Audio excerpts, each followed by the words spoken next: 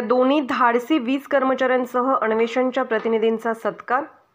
अन्वेषण मीडियाने धाडस करून जनतेसमोर आणले उपअभियंता मिसाळ। गेल्या आठवड्यात 11 केव्ही भादवण गावठाण वाहिनीवर मोठी फांदी पडून बी-फीज कंडक्टर हिरण्यकेशी नदीत तुटून पडला। त्यावेळी संदेश लोहार व प्रदीप हुंदळेकर या वीज कर्मचाऱ्यांनी आपला जीव धोक्यात घालून वीज पुरवठा पूर्ववत केला।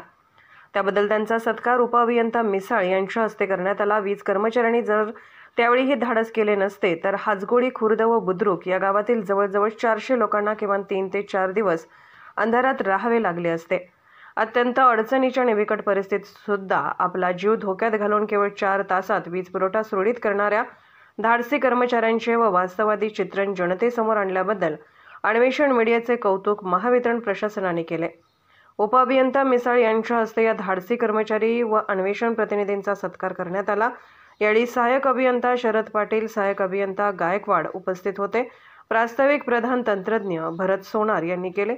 लाईव्ह अन्वेषण न्यूजसाठी आजराहून हसन तकीलदार।